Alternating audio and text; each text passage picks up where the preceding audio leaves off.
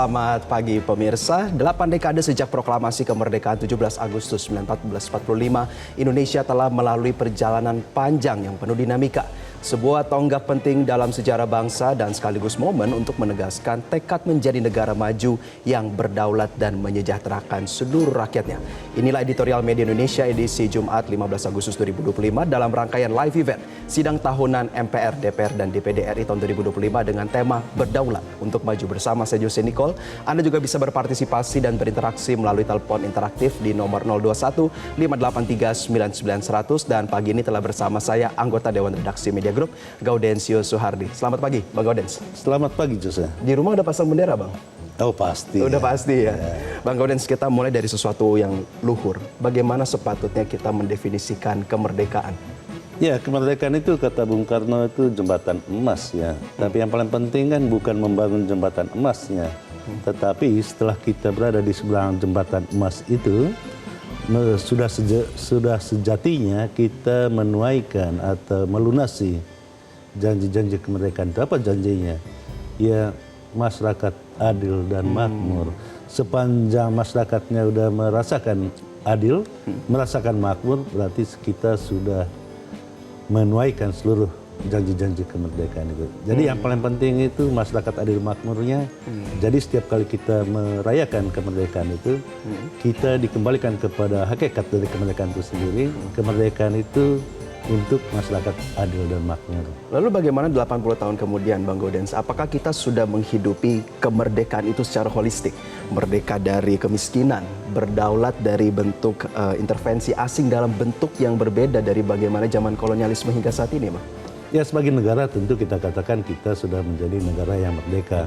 Apakah kita sudah mengisi kemerdekaannya? Itu menjadi tantangannya. Nah, banyak hal yang harus kita syukuri bahwa sebagai bangsa atau sebagai negara kesatuan kita masih berjalan pada relnya. Di dalam mengisi kemerdekaan itu tentu banyak hal yang harus diperbaiki. Misalnya kedaulatan pangan. Indonesia negara agraris, tetapi ya kita masih banyak mengimpor. Itu hal-hal yang harus diperbaiki. Bagaimana dengan kesejahteraan masyarakat? Data menunjukkan bahwa jumlah masyarakat yang miskin itu bertambah. Kata ukuran kemiskinan itu juga berubah dari waktu ke waktu. Nah, ini harus diselesaikan. Data juga menunjukkan bahwa ada pengangguran terbuka. Pengangguran itu juga yang mesti diselesaikan. Itu artinya negara mesti serius mengurusi warganya. Negara harus serius mengurusi warganya, dan kita akan nanti mengulas ini ya, Bang Gaudens. Pemirsa, inilah editorial Media Indonesia edisi Jumat 15 Agustus 2025 dalam rangkaian live event sidang tahunan MPR, DPR, dan DPD RI dengan tema Berdaulat untuk Maju.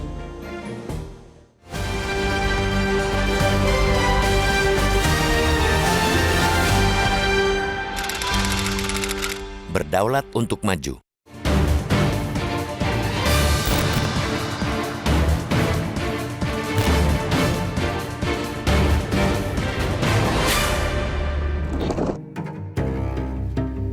Delapan dekade sejak proklamasi kemerdekaan 17 Agustus 1945, Indonesia telah menapaki perjalanan panjang yang penuh dinamika. Ini bukan sekadar angka, melainkan tonggak sejarah penting dalam perjalanan panjang bangsa.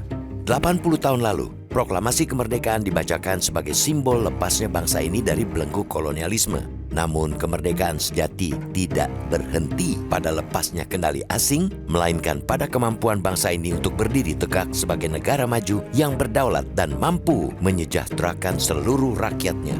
Dari penjajahan menuju kemerdekaan, dari negara agraris menuju ekonomi digital, dari tantangan internal menuju posisi strategis di percaturan global. Namun di usia 80 tahun ini, bangsa maju tidak semakin ringan, justru kian besar, kompleks, dan serba tidak menentu. Globalisasi, disrupsi teknologi, krisis iklim, ketegangan geopolitik, hingga ketimpangan sosial ekonomi dalam negeri adalah contoh nyata tantangan zaman. Negara-negara yang ingin melangkah ke tahap negara maju dituntut untuk lincah beradaptasi, memiliki visi jangka panjang, serta mampu membangun fondasi yang inklusif dan berkelanjutan. Dalam situasi semacam ini, Indonesia tidak bisa bertumpu pada kekuatan satu pihak saja, baik pemerintah, swasta, akademisi, maupun masyarakat sipil karena dunia berubah sangat cepat. Dibutuhkan semangat kolaboratif yang kokoh dan berkelanjutan. Kolaborasi lintas sektor dan lintas generasi menjadi kunci untuk menyatukan potensi, menyinergikan kekuatan, dan mempercepat lompatan kemajuan. Menjadi negara maju bukan sekadar soal pendapatan per kapita atau pertumbuhan ekonomi tinggi. Negara maju adalah negara yang unggul dalam inovasi, adil dalam distribusi kesejahteraan, tangguh menghadapi krisis, serta mampu mengelola keragaman sosial budaya menjadi kekuatan. Tantangan yang kita hadapi saat ini bersifat multidimensional. Di bidang ekonomi, kita harus bersaing dengan negara-negara yang jauh lebih mapan dalam hal teknologi dan inovasi. Di bidang sosial, masih dihadapkan pada tantangan kesenjangan dan eksklusi sosial yang masih nyata. Dalam iklim demokrasi, tak kalah banyak yang harus dibenahi. Polarisasi dan fragmentasi dapat mengancam kohesi nasional jika tidak ditangani secara bijak. Pemerintah tidak cukup hanya dengan regulasi.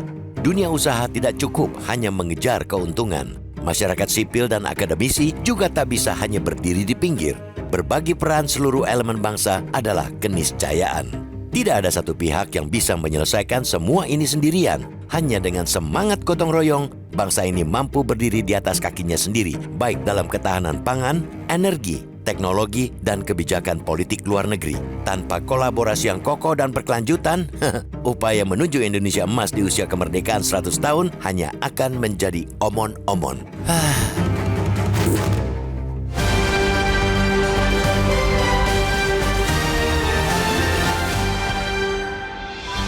Pemirsa, tetaplah bersama kami, Editorial Media Indonesia, edisi live event sidang tahunan MPR, DPR, dan DPD RI tahun 2025 akan segera kembali untuk Anda.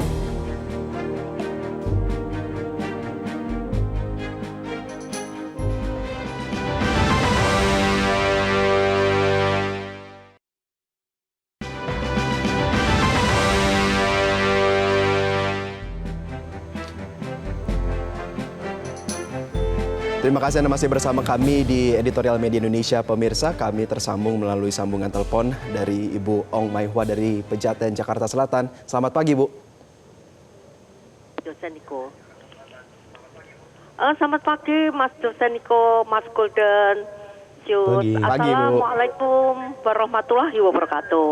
Waalaikumsalam. Ibu, bagaimana kita melihat dan Ibu memaknai kemerdekaan untuk edisi tahun ini, terutama berkaitan dengan kemakmuran dan juga kesejahteraan masyarakat ya, Ibu?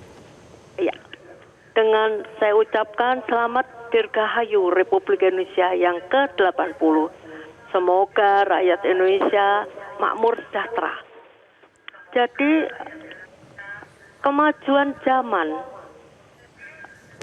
sekarang yang kita rasakan adalah bukan Indonesia saja yang ekonominya tidak stabil. Negara-negara juga mengalami. Alhamdulillah Indonesia tidak kelaparan. Negara kita kan negara yang besar, Mas. Ya. Negara agraris. Jadi kemajuan zaman yang kita minta adalah kesejahteraan masyarakat, adil dan makmur. Nah, adil makmur ini bagaimana, Mas? Jadi korupsi masih di mana-mana. Apalagi semboyan daripada Presiden Prabowo, korupsi akan diberantas. Tapi Presiden Prabowo memberikan amnesti dan abolisi. Oke. Lalu ini bagaimana, Mas? Penegakan Baik. hukum di negara kita, pengangguran banyak, Mas.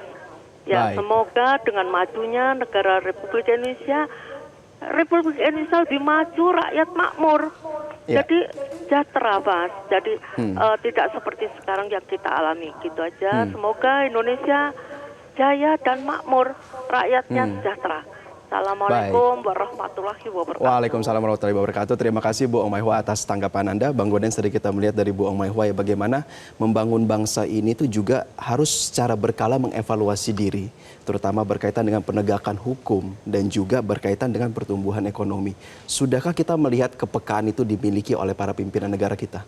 Ya, bangsa yang besar itu harus berpikir besar ya, bahwa ada hal-hal kecil yang harus diatasi di dalam negeri itu sebuah kewajiban. Ya. Akan tetapi seorang pemimpin itu harus menghadirkan harapan bagi warganya. Harapan. Sehingga besok pagi ketika bangun itu, warga itu punya harapan bahwa negara atau pemimpinnya masih bekerja untuk rakyatnya, untuk menyejahterakan rakyatnya. Nah, agar ada harapan itu, tentu yang paling penting di sini, bagaimana seluruh pemimpin negeri ini pada setiap tingkatan itu menjaga akal sehatnya, menjaga kewarasannya, sehingga tidak perlulah menaikkan pajak sampai 250% yang menimbulkan efek yang tidak demonstrasi perlu. ya, Pak. Nah, hal-hal seperti ini yang harus dipikirkan oleh para pemimpin. Nah, pemimpin itu apa sih? Ya. Pemimpin itu ya satu kata dan tindakannya. Satu kata dan tindakan itu, karena itu tindakannya harus apa?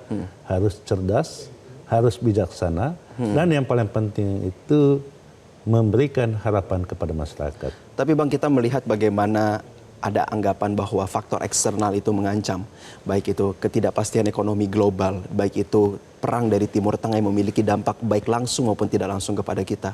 Bagaimana seharusnya pemimpin dari bangsa ini tuh berkolaborasi, mau bergandengan tangan untuk mencapai cita-cita kemerdekaan yang pada paruh awal tadi kita bicarakan? Ya, secara teori itu gampang sekali menjawabnya ya. Teori mengatakan kalau para pemimpin itu bersatu, sebagian dari persoalan bangsa itu sudah selesai. Karena masing-masing pemimpin itu kan punya pendukungnya. Ya. Kita lihat nanti apakah di sidang tahunan itu para mantan presiden, mantan wakil presiden semua hadir atau tidak. Ya. Kalau mereka bisa hadir melihatkan kerukunan di depan umum, tentu persoalan bangsa ini selesai. Di dalam bahasa editorial itu, supaya bisa maju, berdaulat itu harus kolaboratif. Kolaboratif itu nyatanya itu ya bersatunya para pemimpin itu. Ya, bersatunya kita para nanti, pemimpin. ya. Kita coba nanti sidangnya akan berlangsung ya. Kita akan kembali usai jeda pemirsa. Tetap bersama kami di Editorial Media Indonesia, special live event sidang tahunan MPR, DPR, dan DPD RI.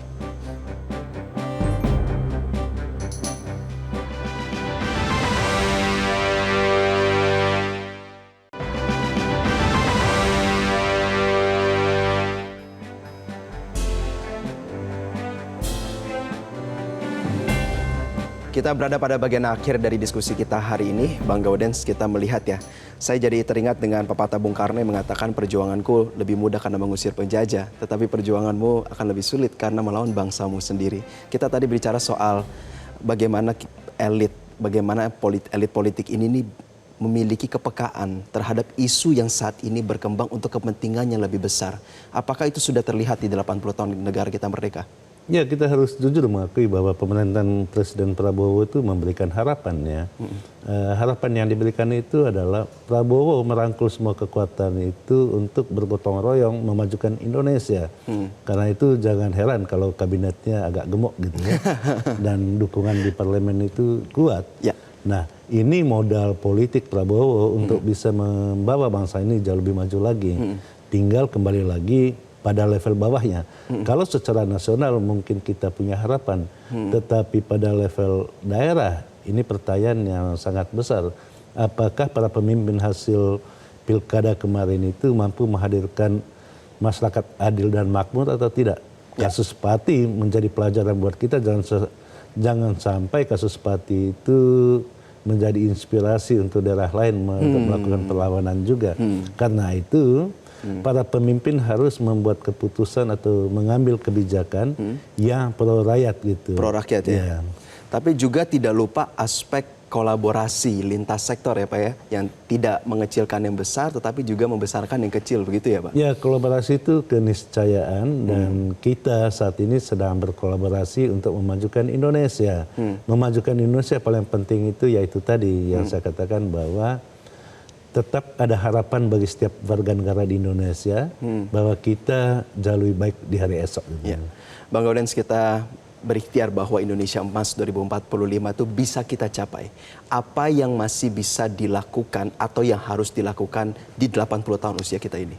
Ya Jose, di usia 80 tahun tentu sudah kita sudah berjalan jauh ya. Tetapi di dalam perjalanan yang jauh itu kita selalu mengambil waktu jeda untuk selalu berefleksi apakah perjalanan bangsa ini sudah sesuai dengan tujuan kita merdeka atau belum. Yang paling penting itu selalu berikhtiar, terutama para pemimpinnya, untuk menuaikan tujuan Indonesia merdeka itu masyarakat adil makmur. Kalau 1-2 orang saja tidak bisa makan di Republik ini, itu berarti tujuan kita berbangsa dan bernegara belum tercapai gitu.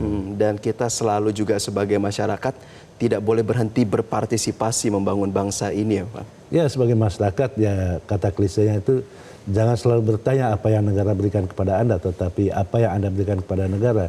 Karena itu kita harus merajut bersama menenun kembali bangsa ini supaya tetap utuh gitu. Tetap utuh ya, dan tentu itu juga menjadi harapan kita semua. Terima kasih anggota Dewan Redaksi Media Group Bang Gaudens sudah melakukan ulasan bersama kita pada pagi hari ini. Dan pemirsa, menjadi negara maju tidak sekedar berarti pertumbuhan ekonomi tinggi atau pendapatan per kapita besar. Lebih dari itu dibutuhkan inovasi, keadilan sosial, ketangguhan menghadapi krisis, dan kemampuan mengelola keragaman menjadi kekuatan. Hanya dengan kolaborasi lintas sektor dan lintas generasi, bangsa ini dapat berdiri tegak dan meraih visi misi Indonesia Emas 2045. Itulah editorial Media Indonesia pada hari ini. Saya Jose Nicole, pamit undur diri dalam kesempatan kali ini. Kami akan kembali usai jeda. Tetaplah bersama kami.